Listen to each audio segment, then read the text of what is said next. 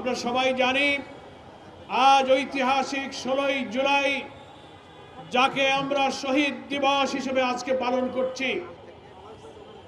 24-এর এই 16ই জুলাইয়ে উত্তরাঞ্চলের রংপুরের আবু সাইদের অকুতভয় মৃত্যু ভয়হীন চেতনায় দীপ্ত তার যে শাহাদাত, তাকে যে নিষ্ঠুরভাবে প্রকাশ্য দিবালোকে হত্যা করা হয়েছিল, তার এই নির্মম নিষ্ঠুর মৃত্যুর দৃশ্য দেশে বিদেশে ফ্যাসিবাদ বিরোধী জনতার চেতনায় শিহরণ সৃষ্টি করেছিল। সেই চেতনায় বাংলাদেশ জেগে উঠেছিল।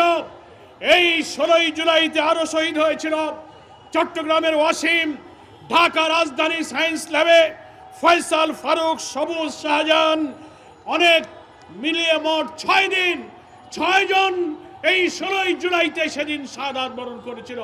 সারা দেশ অগ্নিগর্ভ হয়ে উঠেছিল। গুলি, নির্মমভাবে আহত, হত্যাকাণ্ডের ঘটনা একের পর এক আগে পরে ঘটেই চলেছিল। আজকে আমরা সেই দিনের স্মরণে 11 দলীয় ঐক্যের পক্ষ থেকে আমরা শহীদ দিবস পালন করছি। সংগ্রামী দেশবাসী, আমাদের কর্মসূচি জাতীয় শহীদ মিনার চত্বরে বিকাল 5টায় ঘোষণা করা হয়েছিল।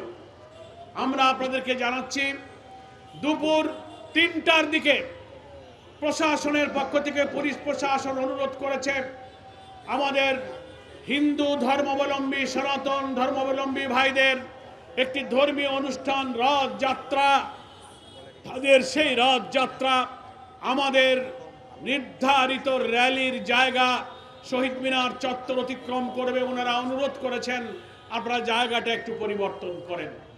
আমরা সব সময় এই বাংলাদেশে অন্য ধর্মাবলম্বীদের ধর্মীয় অধিকারের প্রতি শ্রদ্ধা পোষণ করি।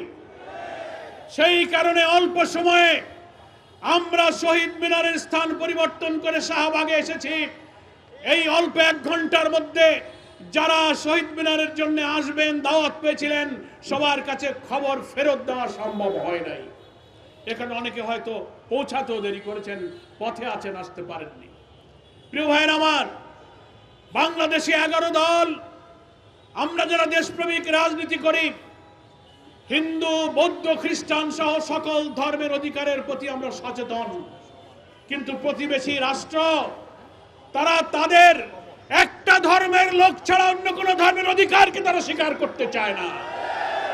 মসজিদে নামাজ পড়তে দিতে চায় না, ঈদের নামাজ পড়তে দিতে চায় না। নামাজরত মুসল্লিদেরকে কি করে নিষ্ঠুর বর্বরভাবে নির্যাতন করে, হত্যা করে, আপনারা তা দেখেছেন।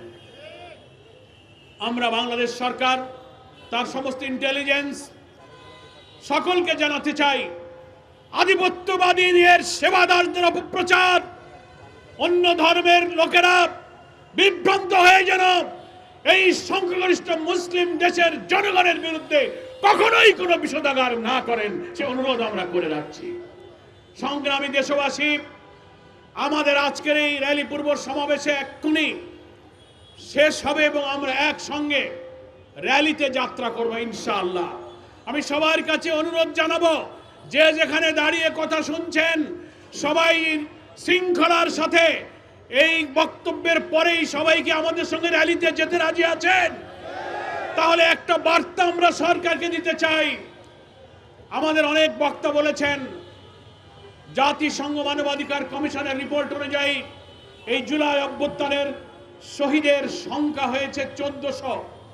দুদিন আগে মানবতা বিরোধী অপরাধ ট্রাইব্যুনালের যিনি চিফ প্রসিকিউটর এখন, তিনি একটা বক্তব্যে বলেছেন, আমরা হত্যাকাণ্ডের তদন্ত করতে গিয়ে দেখতে পাচ্ছি শহীদের সংখ্যা জাতিসংঘ যা বলেছিল তার চেয়ে অনেক গুণ যেন বাড়তে পারে। এই যে তথ্য আপনারা দিয়েছেন, আমরা সরকারকে এবং তদন্তকারী সংস্থাকে দাবি করব, এই সংখ্যা বাড়ার সম্ভাবনা আমরাও জানি। ফ্যাসিস্ট হাসিনা মৃত লাশকে আগুনে পুড়িয়ে ছাই করে দিয়েছে, গুম করেছে, অনেকের খবর হয় নাই। আমাদের বক্তারা বলেছেন, আহত লোকেদেরকে হসপিটালে রেজিস্ট্রেশন ছাড়া মর্গ থেকে গুম খরিজদার নাম তালিকা ঠিকানা কখনো রাখে নাই। আজকে এই সরকারের উচিত, যারা ওই সময় হসপিটালে দায়িত্ব পালন করেছে, যারা পুলিশে দায়িত্ব পালন করেছে, গোয়েন্দা ছিল, তাদেরকে শনাক্ত করে তাদের হত্যাকাণ্ড কোথায় কি ঘটেছিল দেশের প্রকৃত শহীদদের তালিকা প্রকাশ করতে হবে। জুলাইয়ের এই স্মৃতি, জুলাইয়ের এই গণ অভ্যুত্থান, জুলাই জাতীয় সনদের প্রতি দুঃখজনকভাবে আমরা দেখতে পাচ্ছি ক্ষমতাসীন বিএনপি সরকার অনীহা প্রকাশ করে জুলাইয়ের চেতনা থেকে তারা মুখ ফিরিয়ে নিচ্ছে। বিএনপির এমপিরাই পার্লামেন্টে বলে যে জুলাইয়ের জন্য জুলাই অভ্যুত্থান জুলাই করে এত আননেসেসারি জুলাই আন্দোলনের কথা বলার দরকারটা কি? টকশোতে বিএনপির এমপিরা জুলাইয়ের চেতনার বিরুদ্ধে কথা বলেন, আওয়ামী লীগের খুনিদেরকে প্রশ্রয় দিয়ে তাদেরকে এই দেশে অনুপ্রবেশ করার পক্ষে সহানুভূতি জানান। জুলাই শহীদ স্মৃতি ফাউন্ডেশন নামে একটি ফাউন্ডেশন হয়েছে, জাতীয় শহীদদের যে জাদুঘর হয়েছে সেখানকার মুখ্য নির্বাহীরা দুঃখ করে বলছে জুলাই চেতনার প্রতি মুখে কথা বলেন, জুলাই স্মৃতি ফাউন্ডেশনের কর্মচারীরা 5 মাস তারা বেতন পায় না, তাদের অনুষ্ঠানে রাষ্ট্রীয় কোনো অর্থ জোগাড় করা হয় নাই। আমরা প্রশ্ন করতে চাই, জুলাই আন্দোলনের বেনিফিশিয়ারি হচ্ছে বিএনপি, তারাই ক্ষমতায় গিয়েছে, কি বলেন ঠিক কিনা? জুলাই আন্দোলন না হলে এমপি মন্ত্রী সরকার আপনারা গঠন করতে পারেননি। এমপি মন্ত্রীদের বেতন তো বাকি নাই, জুলাই শহীদ স্মৃতি ফাউন্ডেশনের কর্মচারীদের বেতন কেন বাকি থাকলো? জুলাইয়ের আহতরা কেন চিকিৎসার টাকা পায় না? তাদের ভাতা কেন বন্ধ হলো? আমরা তাই পরিষ্কার বলতে চাই, এই শহীদ দিবসে সরকার যদি জুলাইয়ের চেতনার কথা সত্যি অন্তর দিয়ে বিশ্বাস করে থাকেন, তাহলে জুলাইয়ের চেতনার ভিত্তিতে যে জুলাই সনদ, তার ভিত্তিতে যে গণভোট হয়েছে, 70% মানুষ গণরায় দিয়ে জুলাই সনদের 84টি ঐক্যমতের সংস্কার প্রস্তাবকে হ্যাঁ বলেছে, সেই রায়কে কার্যকর করুন। কিন্তু আমরা দেখতে পাচ্ছি সুকৌশলে বিএনপি জুলাই সনদের সংস্কার প্রস্তাবকে এড়ানোর জন্য মৌলিক সাংবিধানিক পরিবর্তনের গুরুত্বপূর্ণ ব্যাপারে তাদের ভিন্ন মতকে কাজে লাগিয়ে গুরুত্বপূর্ণ সংস্কার আনার জন্য পার্লামেন্টে তারা সংস্কার বাদ দিয়ে জুলাই সনদের ভিত্তিতে একটা সংবিধান সংশোধনের প্রস্তাব এনেছেন। বিরোধী দলের সকল এমপি, বিরোধী দলীয় নেতা ডক্টর শফিকুর রহমান জাতীয় সংসদের সংস্কার বাদ দিয়ে সংশোধনের নামে জুলাইয়ের চেতনা এড়িয়ে যাবার এই প্রস্তাবকে প্রত্যাখ্যান করেছেন।